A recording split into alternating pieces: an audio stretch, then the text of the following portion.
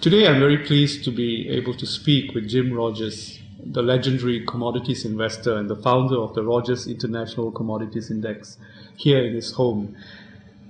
Jim, thank you very much for joining us in the banking conversation.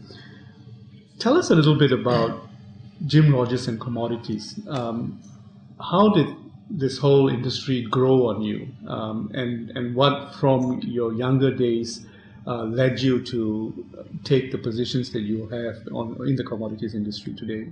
Well, ever since I was in the investment business, I've always invested in everything: stocks and bonds, currencies, commodities, both long and short, all around the world. I mean, I started reading the commodities page of the Wall Street Journal when I started reading the Wall Street Journal, because I, for some reason, thought that they'd all fit together. I didn't know it didn't fit together. Did coming from Alabama have anything to do with that? Very well, conceivably, yes. I did come from a rural state, and I came from a rural part of the state, so conceivably, yes. Although we were not farmers, my family was not involved with agriculture at all.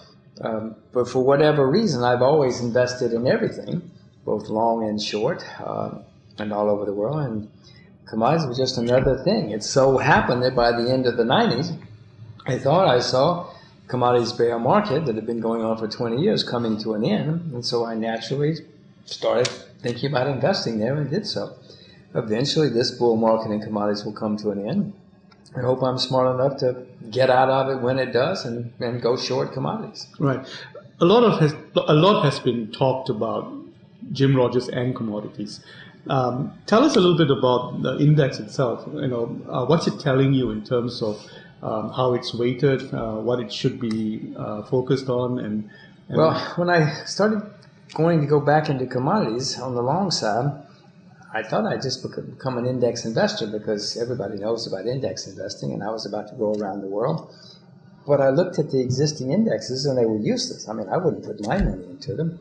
So, by necessity, I had to come up with my own index. It was an attempt to show what the cost of living around the world, or just to be alive around the world.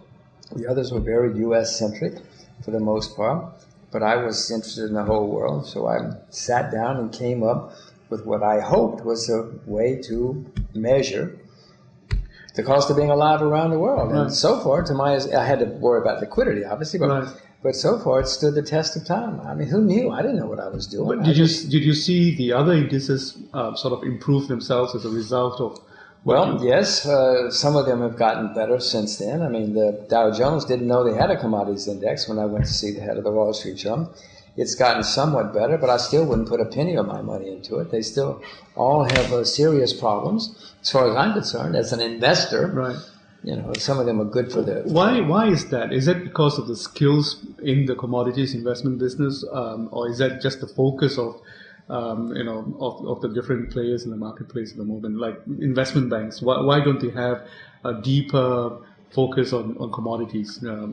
Oh, well, at times they've had huge commitments to commodities. In the 70s, when commodities were hot, most investment banks had large commodities departments.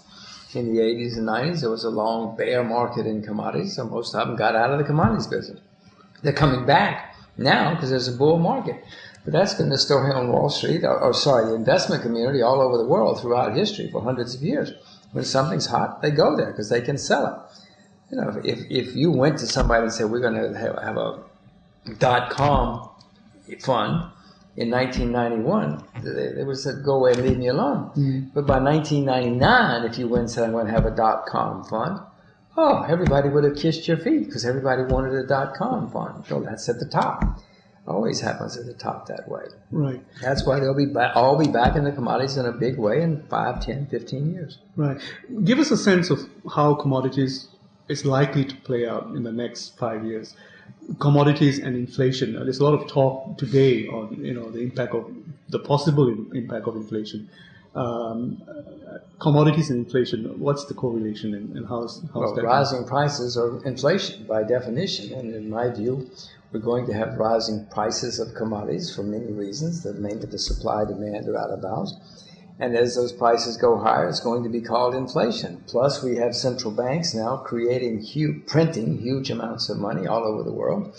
That, too, has always led to higher prices. So you have this combination now of supply-demand imbalances, compounded by central banks printing huge amounts of money all over the world. So by the end of the bull market, who knows how high the prices will go.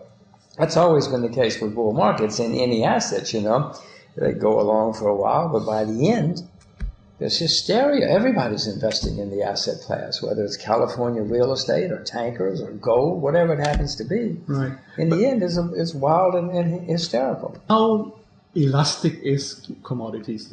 Given the fact that it's a base requirement for everyday living, there's a point at which where commodities becomes overpriced and it's not sustainable, the economy can't hold it anymore. So what's your take on kind of a ceiling, against inflation? That'll be one of the things that will obviously in the bull market. Prices will go so incredibly high that people will not be able to afford them anymore. The demand will cut back. The usage will cut back.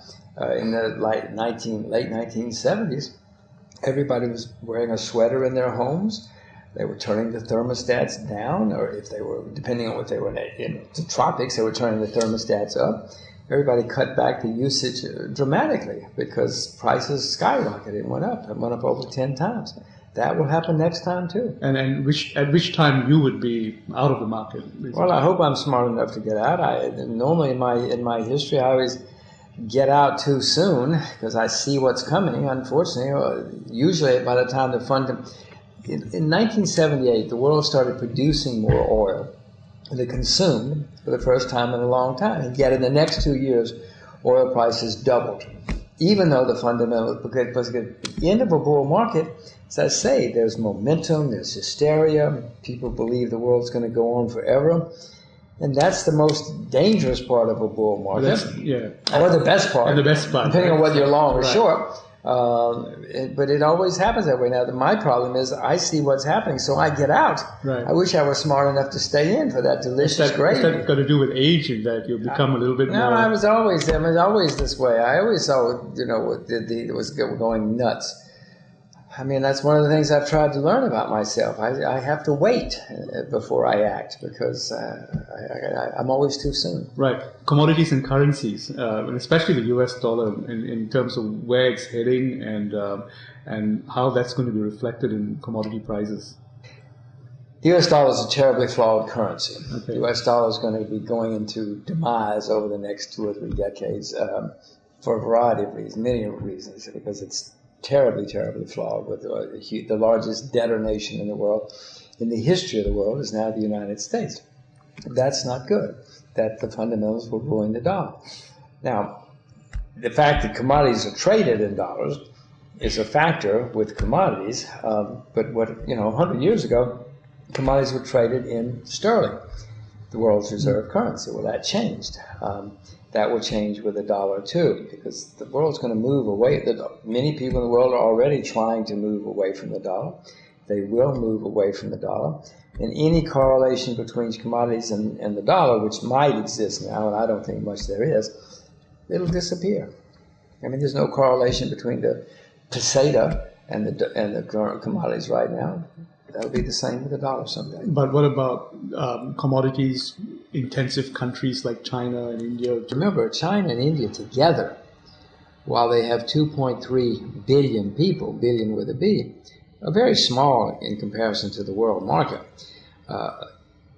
Europe and America combined are something like 10 times as big as India and China combined in their economy. So while India and China are wonderful countries and wonderful things are happening in both, they're very small in the big picture so far. That's changing. We think it's changing, but it's not going to change the world right now.